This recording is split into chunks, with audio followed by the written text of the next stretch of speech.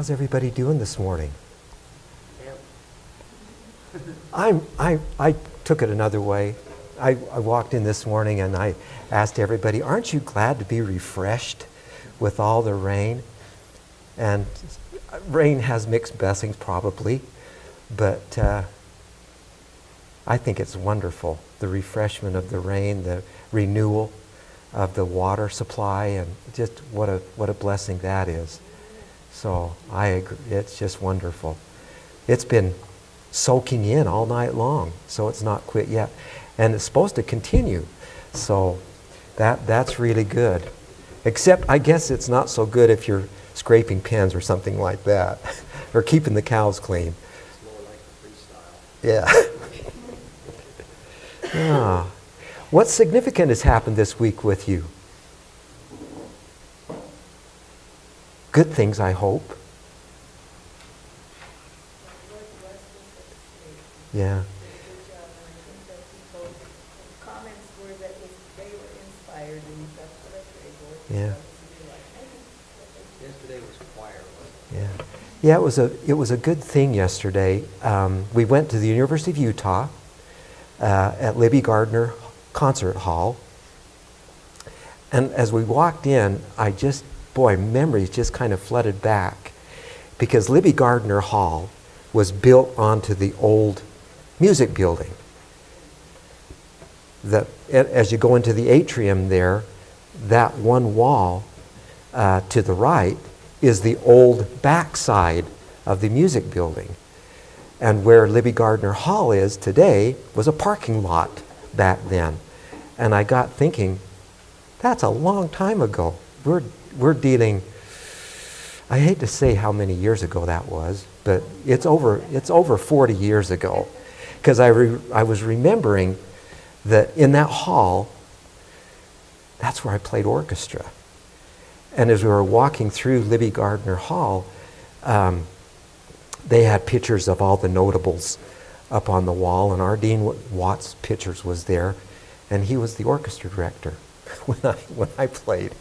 And I said, isn't that interesting, how time flies by and the wonderful things that happen? And I could point to a room, and Lois did too, where Dr. Shan's office was, and I pointed to another room where I took lessons. And so it's just an interesting thing to have all those memories flood back. But it was an interesting time yesterday. It was the state the choir festival yesterday. And we were right there in the main concert hall of the university. It's where John Paul's choir and Mark's choir sings and performs. And they're still going on today, but they had 75 choirs there from across the state. 75. And it was interesting, as I was talking to Lois last night, were there any other schools, 1A schools there? And as we got looking, there were no other 1A schools at the state competition. And we're dealing with 5A, 4A, 3A, 2A, all the way down, but no other 1A schools were there. And Lois, the kids were just very wonderfully prepared. And they sang. And before we got up there, the fellow that was introducing all of the choirs, he got up and says, anybody know where Eskdale High School is? Not a soul. And he says, well, let me tell you, it's way out there. And it's 90 miles west of Delta. And people didn't even know where 90 miles west of Delta was or is. They didn't even know that there was such a place. But anyway, he introduced us and he says, I think this is my favorite choir.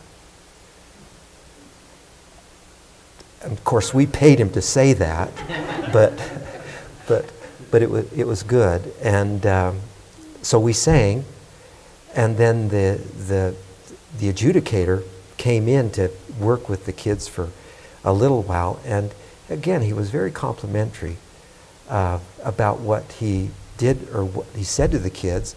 And they were very receptive of what he was saying. And he did some very complimentary, very, really wonderful. Teresa? Well, Greg, I have to say, you started out by saying the wonderful companies to you. I wasn't going to say that, Teresa. No. I knew you would say that one. Yeah, we needed somebody else to fill in the hole for it. But it was a wonderful experience. And as we were finishing after the performance and after we walked off stage and had the adjudicator come in and work with the kids, we were just standing out in the hall. And we're just talking, getting ready to move off and go to the bus. And Igor Yakimchuk walked down the hallway. You all remember who Igor is, right? He's been here twice. He's the Cymbalum player. He came out with Aaron Ashton, played a couple of concerts with it, or here, and so he walked down the hall, Igor, and so we spent a couple of minutes there talking, and he's still at the university. He was gonna try to go some other place to, get some other positions and things, but he's still there at the University of Utah, and he's still very interested in coming out, bring his wife with him, and he has a daughter, but they would come also. So we talked, oh man, we'll have you out next year. But anyway, it was really good to see him, to make that connection. But it was just a wonderful time of dealing with the choir yesterday. Lois? Greg said, Igor said that they did a concert in Las Vegas and it was country western with the Chippewa. Yeah, he's putting an album together of country western and Eastern music. And I says, that'll be interesting. That is so. In fact, he's got a friend coming up who lives in Las Vegas, who's also from Moldova, and they're gonna make this album, and they're already in the process. So it'll be interesting to hear country western and Cymbalum together. So what songs did we sing? What songs did we sing? Oh, we're gonna do it on the spring concert on Wednesday night, but there was Yeah. just, we did a little spiritual called Freedom Train and Ottawa was past House Stream, and we did a arrangement of the Who Has Seen the Wind poem. It was pretty fun. They did a good job. They really did a good job. To get, to go to state, I mean, they're judges from out of the state, California, Washington. They had 5 judges. I can't remember where some of the others came from. Utah State, there was a Utah State judge, Idaho. Anyway, there were 5 of them there, and so this is a big deal as far as choirs in the state are concerned. So the judges, and SL High School got 3 1 minuses, which is, you say 1 minus, who cares? But it was really good, and the kids did a wonderful job. I wanted to share that with you because I woke up last night thinking of some things, and this happens regularly to me, where I just wake up and says, wow, that's an interesting thought. Have you ever been tripped up by a situation or somebody or a group being small and from a small place and saying, oh, they can't be that good? Have you ever kind of dismissed people, where they come from, or who they're associated with, or what they're going to do? Have you ever done that? Ever caught yourself doing that? I have. And it's kind of like, Remember what Nathaniel said. yeah. Good come from Nazareth. And that came to me, and remember that. I mean, we're talking about the Lord Himself coming from Nazareth, and Nathaniel. No, nothing good can come from Nazareth. Isn't that interesting? Yeah. Isn't that interesting? And we don't like people, and I'll say that as a general statement because you may be different, and hopefully you are, but we don't really look with much respect on people who are meek and mild or lowly.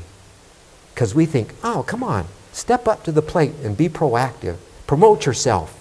That's what we're supposed to do, right?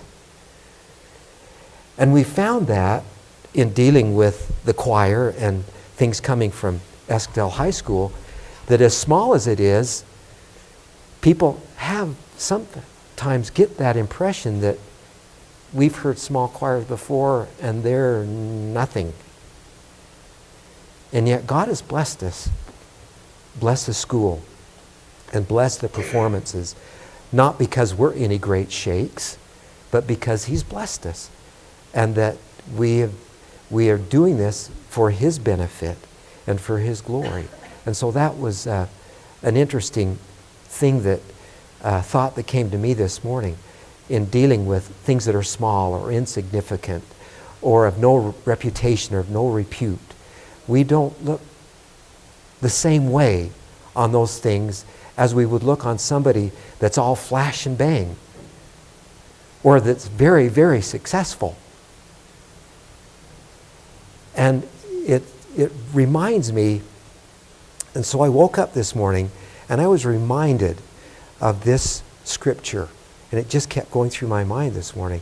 Remember what it says in Isaiah 53? And it begins in the latter part of 52.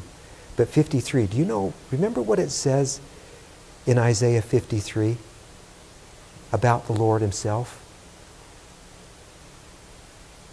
He was despised and rejected. We esteemed Him not. He was disfigured beyond recognition. And because of that, we dismissed Him of being no consequence, of being no reputation, of being nothing. And yet, He was God with us. Emmanuel.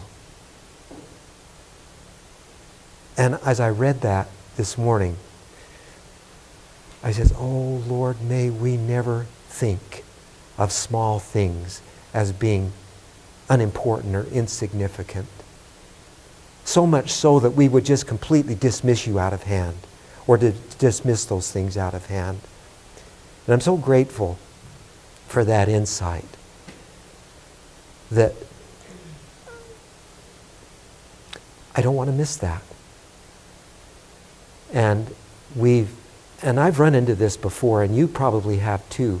Going back to the high school again, I had somebody come one time and basically say the same thing to me. Who cares about Eskdale High School?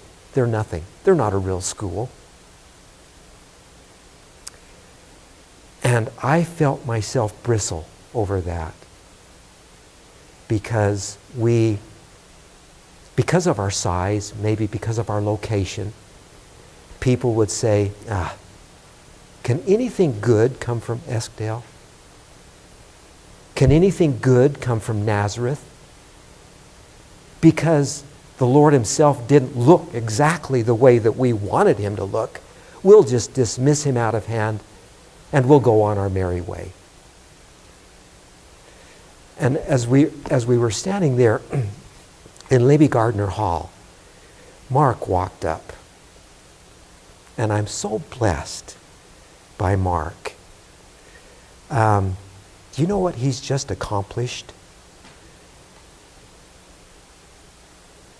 He's graduated from the University of Utah, near the top of his class in physics and math. Do you know how hard that is? Do I know? No, I don't. But that is extremely difficult. And because I felt myself thinking about that. And he says, oh, Mark came from Eskdale. That doesn't mean much. how could Mark do that? He just came from such an insignificant beginning that who cares? I do. I care. Because that is so neat, so wonderful.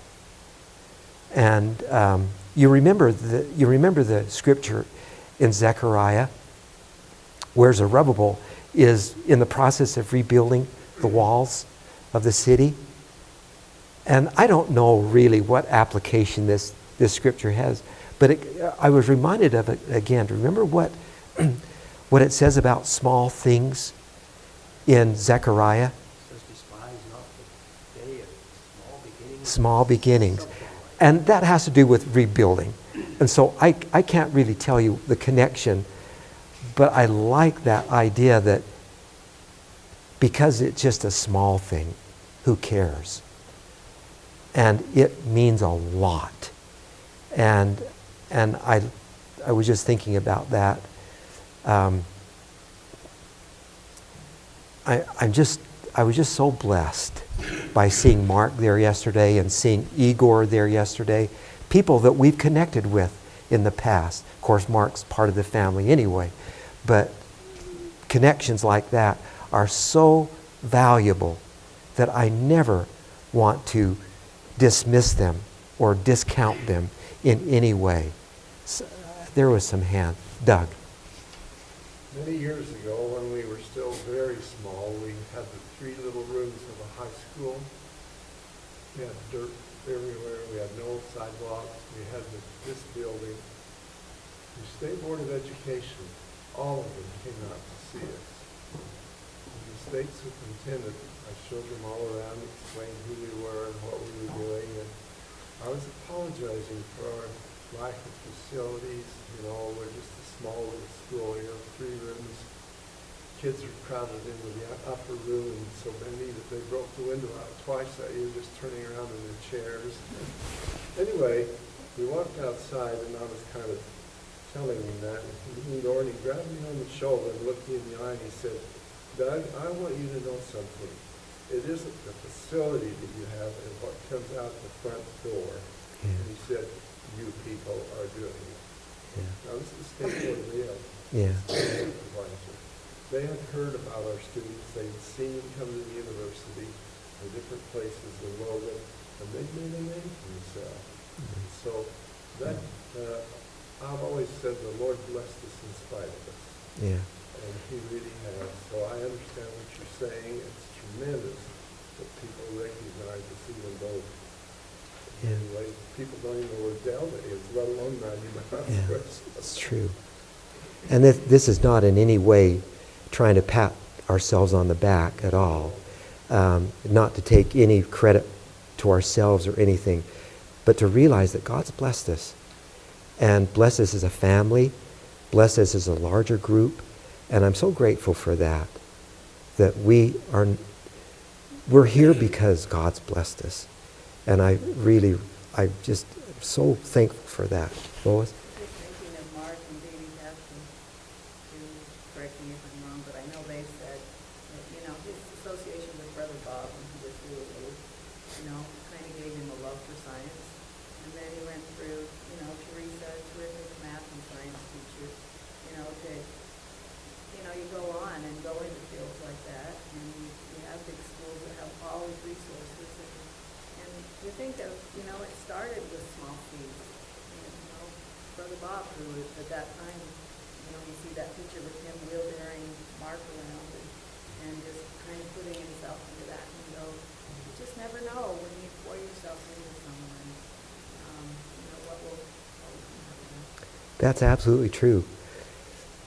Last week, not to lift myself up or anything, but last week we had my family put on a party. And in that process, some people wrote some reminiscences. And I really, really appreciated them. And again, Mark wrote something.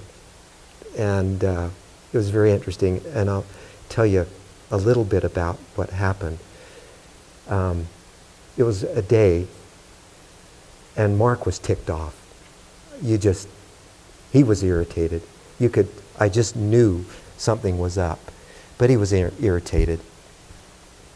And I gave him an assignment. He and Zach were working together. And I gave him an assignment.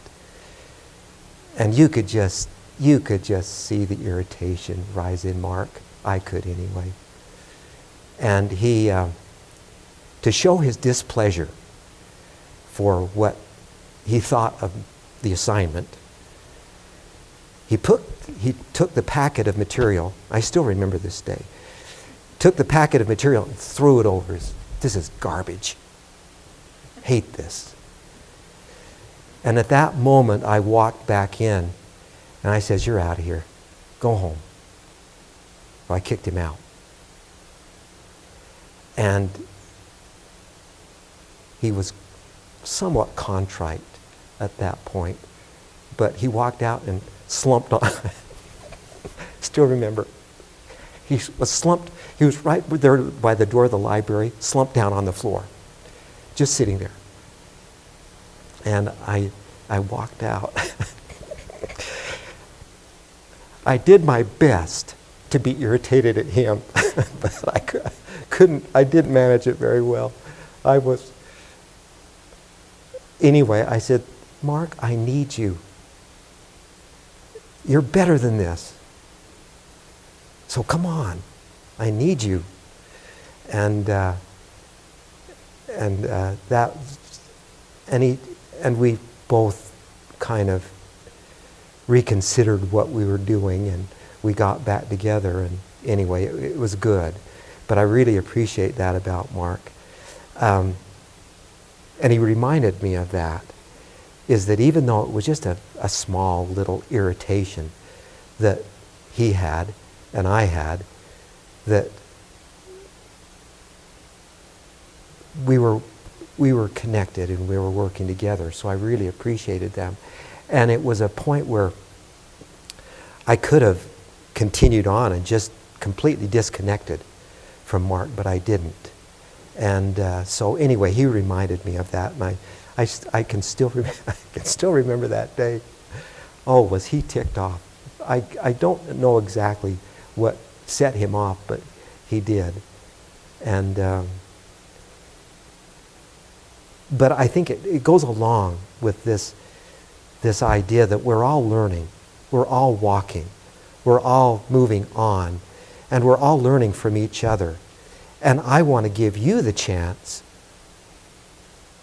to work with me, that we can be together and be unified. And because you might have a last name of Faber or Hayward or whatever your last name come, I know what the Haywards are like. I know what the Fabers are like. They're all like that. So consequently, I just want to walk the other way. Whenever I see a Hayward or a Faber walking by, I'm just going to just stiffen my upper lip and walk by. I don't want to give them the time of day. And that's kind of what I was sensing with Isaiah 53. And I don't want to be religious here at all. But remember that when the Lord was here, when he died for me, while I was yet a sinner, while I was yet dismissing him and discounting him, he died for me. And I never want to get to the point where he's of no consequence. And so I don't want to do that with anybody, of dealing with people in that disconnected, uncooperative, discounting kind of a way. I'm glad, I'm really glad that we are family. And this is coming to me over and over and over again because it is so important. When we talk about, and I've mentioned here several times about Isaiah, or not Isaiah, but the writings section 143, or 143. The thing that struck me so hard and so strongly with that is the idea of getting together and talking about the commandments, that you'll know them. But there is so much value in getting together and talking about the commandments, because that gets me to a place where I know you. I know you better. I'm connected to you. We're family. And I never want to get to a place where you're out of sight, out of mind. And it's so easy to find ourselves in that place. I'm too busy for them. I don't want to be with them. I don't want to see them. I don't want to talk to them because I got other things to do. I got more important things to do. And I don't want to do that. And so the scripture in Isaiah 53, there's always a resolution to things like that. Is because the resolution in Isaiah 53 is that God is still holding his hand out. Still holding out his hand saying, come unto me. Listen to the word. Listen to the truth. And let that truth set you free from all of the things that would burden you, that would upset you, that would stress you out. And most of all, because I can treat you the way that he would treat me. He died for me. And I want to honor that commitment, honor that sacrifice that he made for me by being a part of you.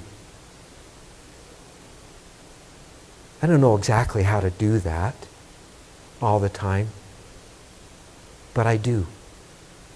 I think we all do. Want to be part of each other. Want to lift each other up. Want to help carry the burdens that everybody has. And what does it do? When you care for each other like that, what do you do? What happens? What does the scripture say? Do you remember? As we care for each other and support each other, we fulfill the law. And I'm so grateful for that. I'm so grateful for his word. So anyway, I just wanted to share with you a little bit of that happened yesterday, and some of the things that I think the Spirit prompted me on in dealing with those events yesterday, and waking up this morning and thinking about the word. So does that prompt anything within you that anybody would like to share with us? Mary. Yep.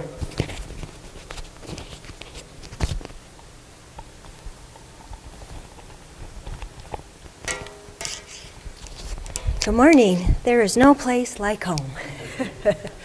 I guess really what that prompts in me, and what I would like to share is I can see that whenever a people stewards what the Lord has given them, that he blesses it and his favor is there. And so, the music is something that the Lord has given to us, and everywhere that we steward it, you can see his favor on that. And I just had the pleasure of going and celebrating my daughter's graduation. And it was an amazing experience, but it was funny because when it wasn't funny. As Johnny and I were just visiting yesterday morning, I said, probably the thing that impacted me the most is you have a group of people that sought the Lord, and they heard the Lord give something to them, and they have stewarded it. Whether we agree with it or not, they have stewarded it. And to see the Lord's favor on that, and so I've been thinking about that, and it's like when we went to Israel, and we went to the community of Bethel, and just shared their life. I mean, there again, there was a call. There was, it starts with a small group of people, but they felt like the Lord gave them something.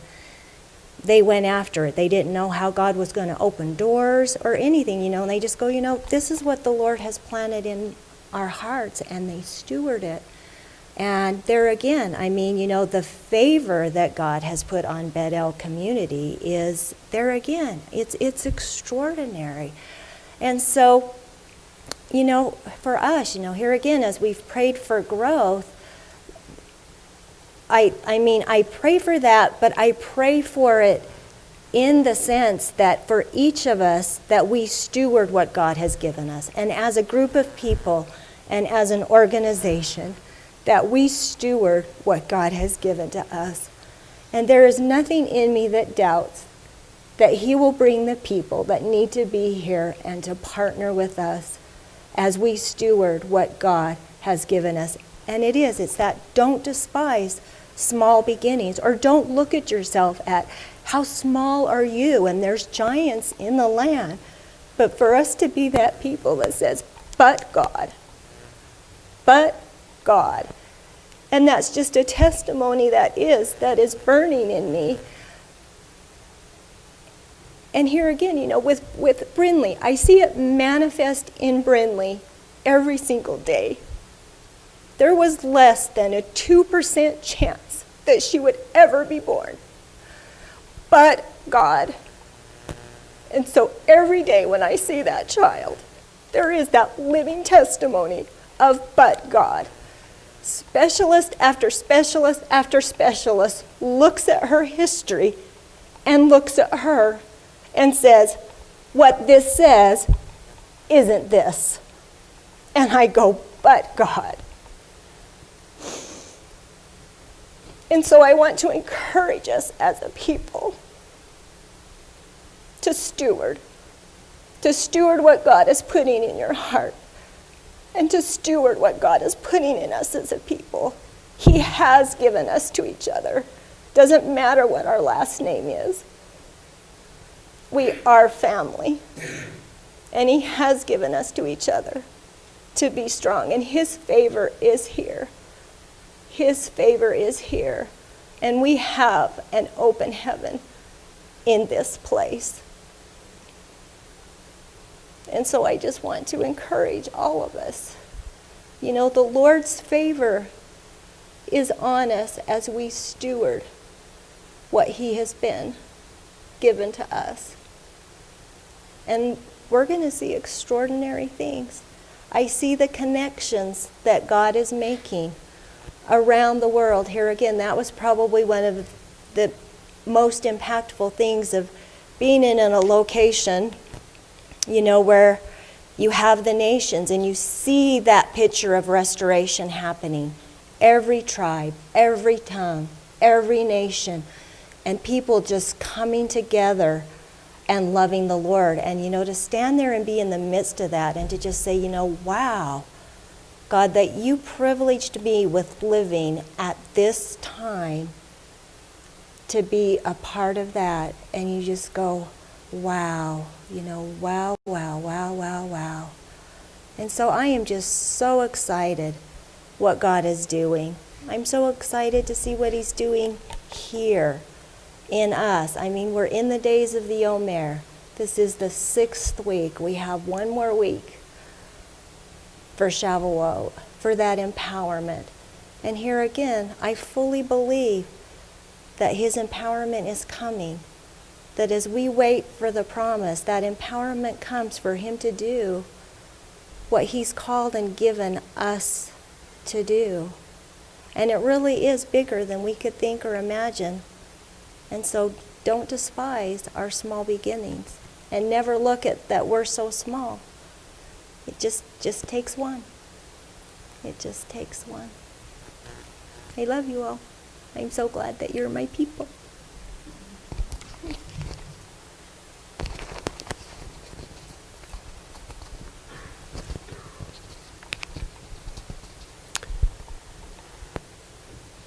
Well, bless you. I think it's a good time. Let's have the kids come up. We'll have our scripture.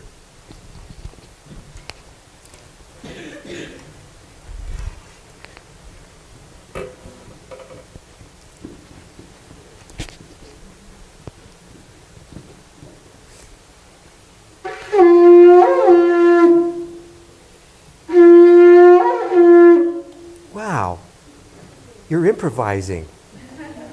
Good job, bud. Okay, our scripture is out of Proverbs today. So, Proverbs 16, verse 9. Proverbs 16, verse 9. In his heart, A a man plans his course, man plans his course, but the Lord determines his steps. but the Lord determines his steps. Repeat the verse, please. Proverbs chapter 16, verse 9. In his heart, a man plans his course, but the Lord determines his steps. You can be excused.